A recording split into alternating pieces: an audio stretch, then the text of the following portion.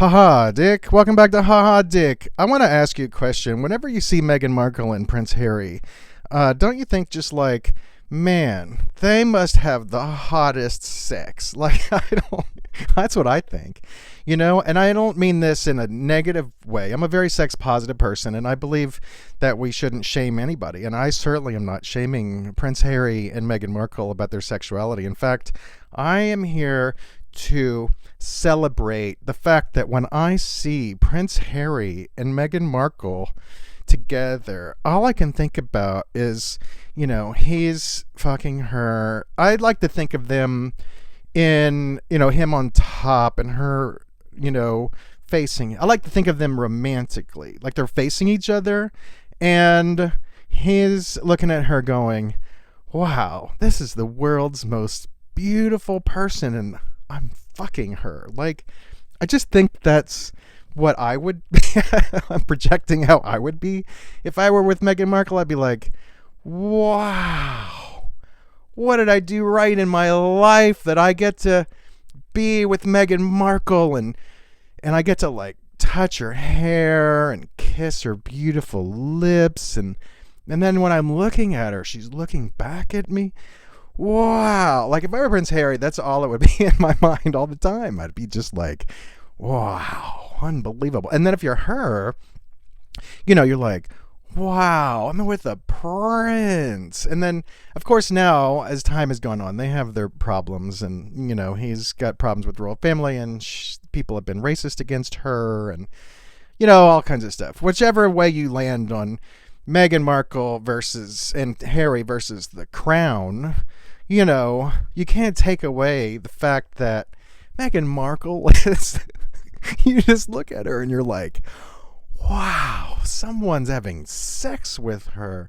Sometimes she's having sex with herself, maybe, and I'm not coming from a place of like anything that I know. I've never interviewed them and I don't know anybody that knows them. I don't know any inside information. This is purely conjecture on my part and my wish that I could have just watched them. And I don't think that they should put out a sex tape because that would ruin it. I just want to imagine the glory of them together. And then, I think about celebrities having sex all the time. And so, like, my news feed is riddled with Taylor Swift. And I'm not going to spend a lot of time with Taylor Swift today. But I just want to say that, like, she's supposedly seeing this football player now. And, the most obvious joke in the world is that sex life is just like 24, 35, hot, just like, I don't mean to make the world's corniest, stupid football joke, but I don't know. When you see a football guy with someone else of any gender, I just assume, because I've seen them on the football field so much, you're just like imagining them in those roles, so she's like bent over and then he's got his hands behind her legs and he's just going hut hut hut and then she gives him a football. Like I can't even think about them sexually, to be honest. You know what I mean? When I look at Taylor Swift, I don't think about sexuality at all. I don't know what it is about her, and I'm not trying to like sex shame her. It's just like, for me, she doesn't do it. I'm sure if she looked at me, she'd be like, you're disgusting. Whatever, yeah. I'm haha dick, okay? So, then, also in my news feed a lot constantly now is Elon Musk, and I don't want to think about him having sex with anybody, honestly. And I don't think... You know what? The thing about Elon Musk is there was this interview that Elon Musk did some years ago, and somebody said, what is the most important thing that you do every day? And Elon Musk said, take a shower. And as a man who used to be a 12-year-old boy, I thought, oh, he's saying the most important thing he does every day is jerk off in the shower. Now, I'm not saying that's what he meant, but in my mind, the inference to me, not the implication that he was giving, but the inference that I took from this was, oh, he says the most important thing he does every day is to jerk off in the shower. And I get that. Whatever Elon's problems are, and there are many, many, many problems with Elon, I think that that is a male experience, is that if you don't come every day or twice a day or 5 times a day or whatever your issue is. Or, some people only need to come 3 or 4 times a week or once a week, whatever it is. If you get out of your rhythm, it'll fuck you up. And so like when I was a shower jerker and when I was young, then I couldn't operate in my day-to-day existence without that shower orgasm. And then some years went on and I was dating this person and this person said, where do you masturbate? And I go, I masturbate in bed like a gentleman. And she goes, you don't jerk off in the shower? And I go, no, what am I, 12? Like, that's what you do when you're a kid. And she goes, oh, you like to have romantic sex with yourself. And I was like, yeah, I love myself. Like Woody Allen once said that, masturbation is sex with someone I love. And I feel like, sometimes when you're masturbating, you want to have like make love masturbation, you have some like groovy music on or whatever. And you're just like, And then sometimes you just want to like be like, oh yeah, give it to me dirty, give it to me, give it, and then you're anyway. So I think Elon Musk I don't think of him as having sex with anybody, even though he has all those kids. I think that he just, whenever I see him now, ever since I saw that interview where he said the most important thing he does every day is take a shower, every single thing, whenever he's in the news, all I think is he came in the shower this morning and that set him on his day, And if he didn't, and maybe sometimes when he's so grumpy and he's doing all this crazy stuff online, maybe he didn't do his shower thing. Maybe he thought he was in too much of a rush and he just put it off. Maybe that's why he gets so upset, because he says the most important thing in his day is to shower. And then I think, okay, so he's jerking off. And then he gets upset sometimes in the media. And I think, oh, he didn't come today. He needs to go take a shower. To the showers with you, Elon. And then Russell Brand's been in the news because he's a gross person. And he's done lots of terrible things. And I also don't think that when I think about Russell Brand having sex, I don't even think of him having sex with another person. I think, in my mind, I'm not saying this is how it is in real life, but, my perception of Russell Brand is that his ego is so big that when he fucks somebody, he's just picturing himself. He doesn't, there's no technology yet where you can make a clone and fuck it, because if there was, I would be doing that already. And I think that's Russell Brand's situation, in my mind at least. Not in real life, but I just imagine Russell Brand having sex with someone, and he's like, let's say he's having sex with this person, and he's just like on the person, and he's looking at them, and he's just checked out. He's just thinking like, okay, I'm going to imagine this person's face is my face, and their body is my body. And they have my genitals and my nipples. And then I've got their legs spread. And, that did it. To me, that's Russell Brand is just fucking his ego. That's my perception of Russell Brand in my mind. That's the fictional Russell Brand in my mind. Then there's Cardi B. The thing what I've realized about Cardi B is that Cardi B the rapper, when I don't ever listen to her at home or in my car or when I'm working out. But I'll be in like a strip club, or I'll be at not the grocery store, but I'll be at various places, bars or whatever, and Cardi B will come on. And then when Cardi B comes on, I'm always like, oh man, I really like this song, so the thing about Cardi B is, I don't know why I like her so much. Since we talked about Taylor Swift a minute ago, the thing about Taylor Swift to me is that I wouldn't know her songs if they punched me in the face, except for that Shake It Off song. I mean, I've heard that at the Dollar Tree, and I'm always like, Dollar Tree music, I think it's the Dollar Tree. I could be wrong. Anyway, so Taylor Swift to me doesn't stick in my mind ever. I don't know her music at all, so she just seems so basic to me, and I'm not trying to be mean to her. If you're into Taylor Swift, more power to you. I'm not trying to talk you out of her.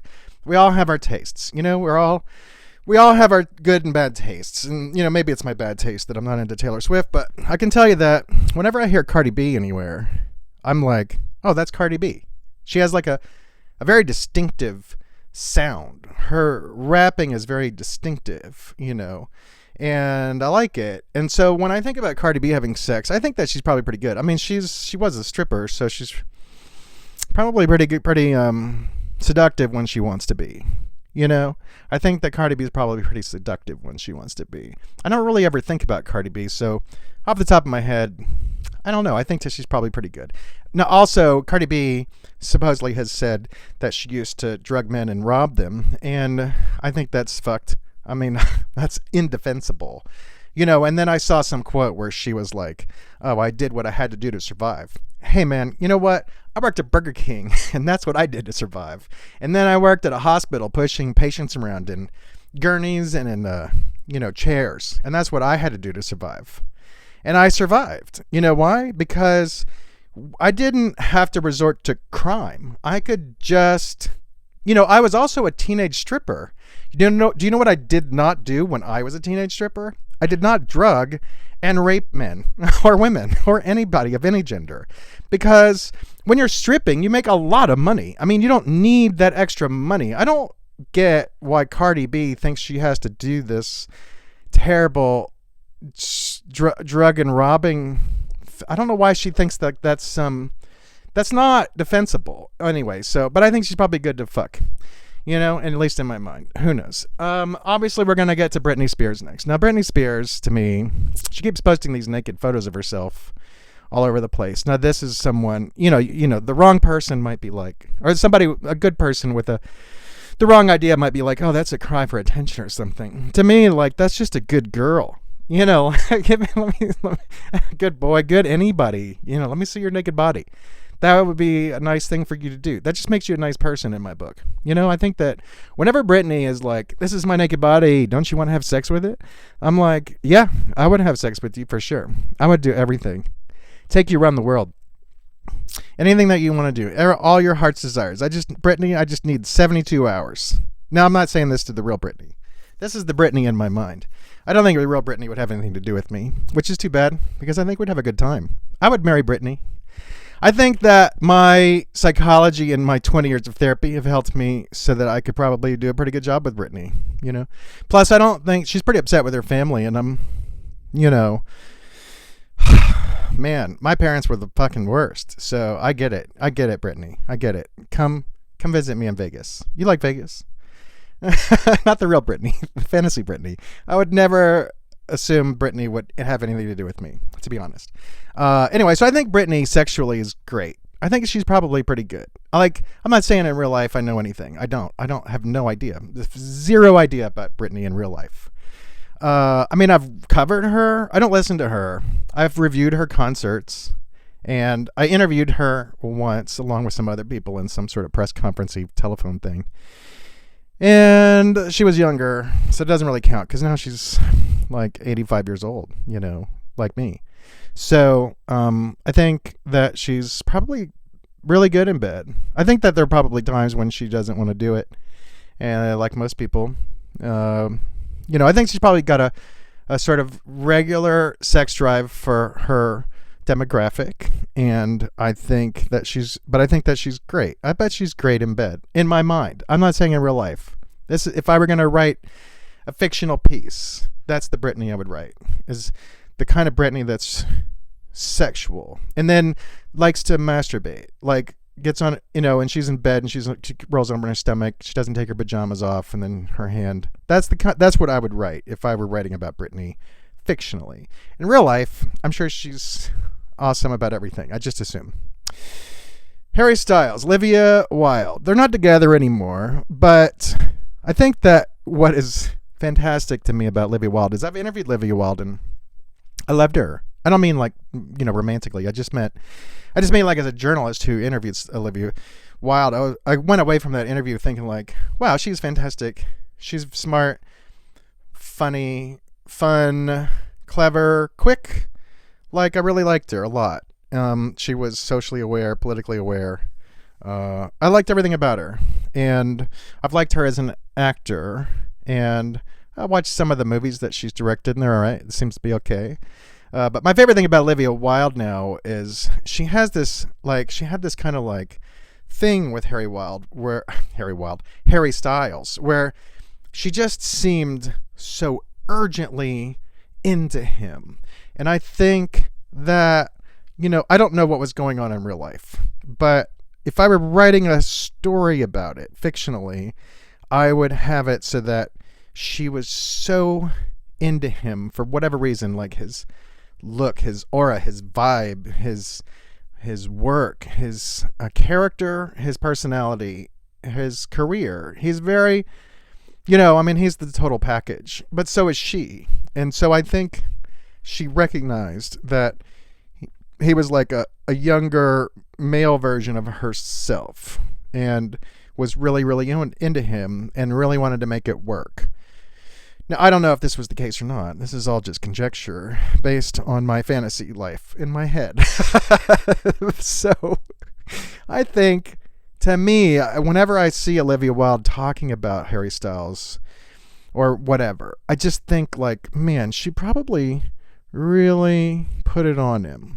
Like she really poured everything into that relationship, sex and love and surprises and roses and cards and messages and just like, wow. I think that she was like just infatuated beyond. That's the sort of impression I get, is this, and I could be wrong. This is all my fantasy life in my head about celebrities. Join me for my fantasy life about celebrities who live in my head. And then I thought, for him, he probably really liked her, but then was like, oh man, this is a lot. She's really coming at me with like every single thing. And it's just, I don't know. I mean, sometimes I think, when we see somebody like Olivia Wilde and they're so infatuated with someone like Harry Styles, we think like, oh, he must have a big dick, or he must be like really great or something. But that's, in real life, I've known 800 million people, and that's just not usually what happens. What happens is somebody is slightly bad to the other person, and then the other person reacts by going, oh my God, I need you even more. So like the playing the hard to get thing, or the enemies to lover fantasy that's in like Amazon books, like a lot of women read books about, I'm not saying this is a stereotype. I mean, go look at Amazon. Most of the people buying these books that are written for females, very often by females, will have this theme, which is from enemies to lovers. And I think that's because, I don't know why but I know that in real life, a lot of guys treat women like they're enemies, and a lot of women treat men like they're enemies. And when you get treated like an enemy a little bit, then you kind of like fall in love with them a little more. That's not the case with me. That's not the case with me. I was in a relationship or two where someone treated me like an enemy, and I just went, okay, bye, see you later. And then I walked off. And I never, ever doubted my decision, because I don't fall in love with enemies. I fall in love with people who treat me well. Anyway, so sexually, Harry Styles and Olivia Wilde, I think in my mind, the fantasy in my mind is like she does everything for him, and then he's pretty good, but whatever. I think that he was, yeah, okay. So next. This is going to be a surprise, but I love Nicole Kidman, and it's not that I love her romantically necessarily or sexually.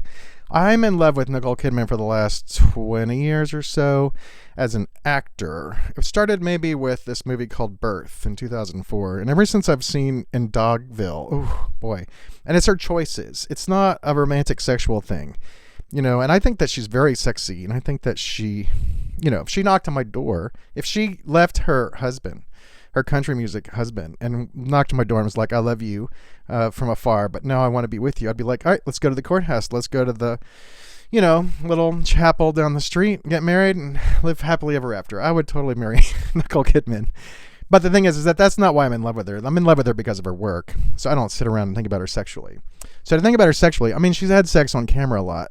And when she has sex on camera, she just is very open and free. So I would imagine in my mind, the Nicole Kidman that would be my wife, she would be like this nudist who's in the house all the time, just ready for sex all the time. And not just sex, like nurturing. I bet I would, and the Nicole Kidman in my mind, she's like hyper nurturing. She's the sort of nurturing,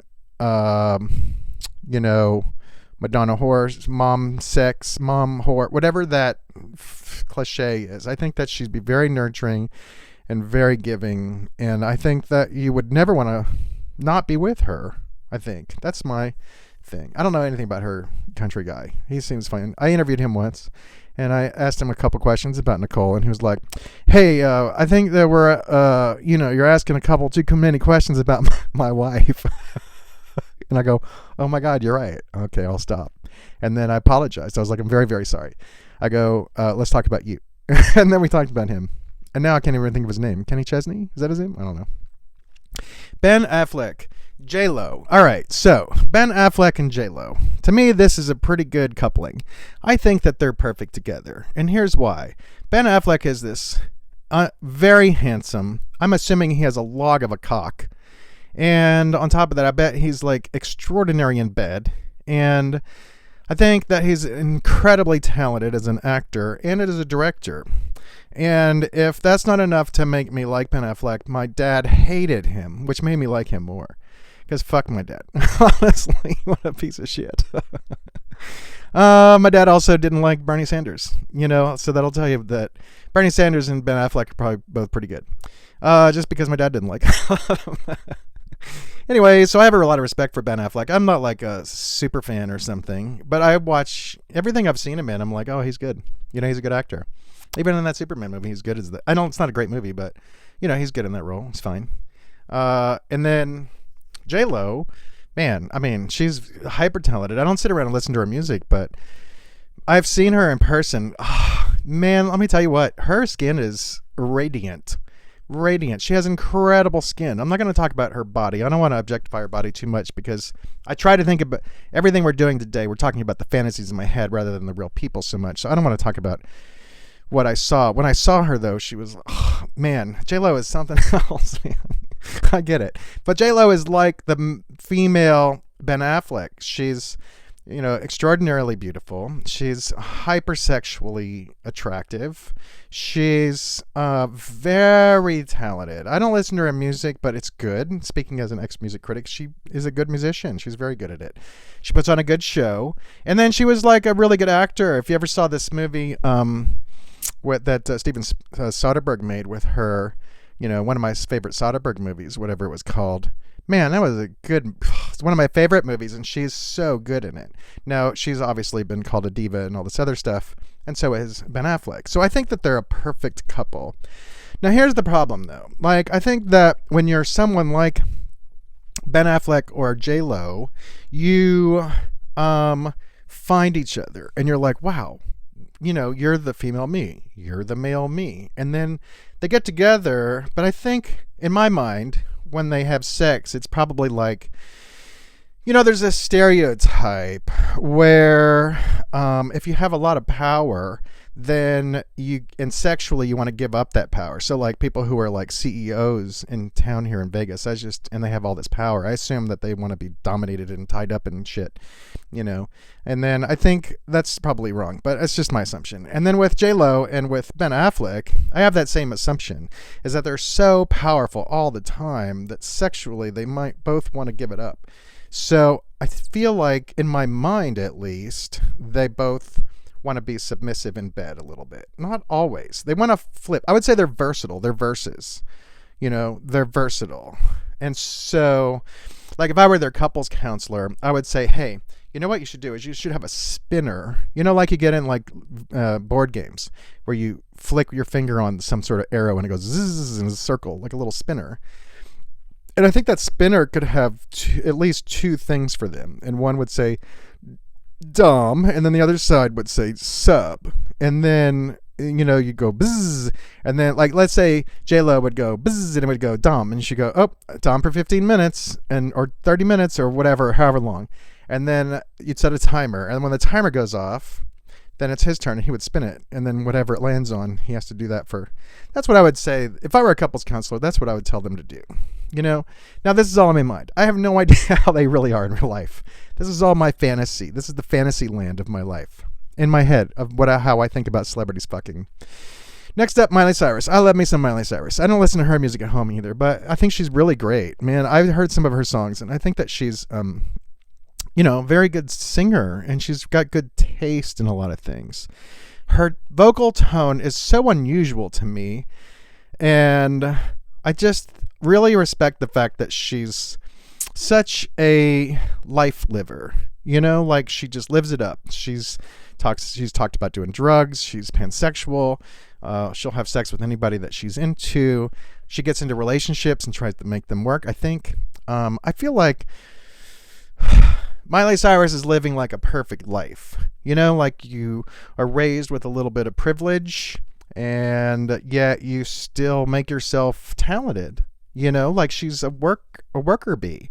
A lot of like famous people's kids, they just become ne'er-do-wells and they don't fucking do anything. I'm not saying all people who are born to privilege. I'm not saying that at all. I certainly know people who are born wealthy and working their ass off all the time, so it happens. And I think Miley Cyrus is one of those people. I think she was born with talent, and I think she made her talent even greater by working at it. And then she had some career as a Disney person, which I don't know, that sounds like a nightmare to me, but since then she's made this career. I just have this assumption she wakes up every day and does exactly what she wants to do. And I think that is so, I don't know, it's something else. You know what I mean? I try not to put celebrities on a pedestal because I've interviewed a bunch of them and they're just normal people for the most part.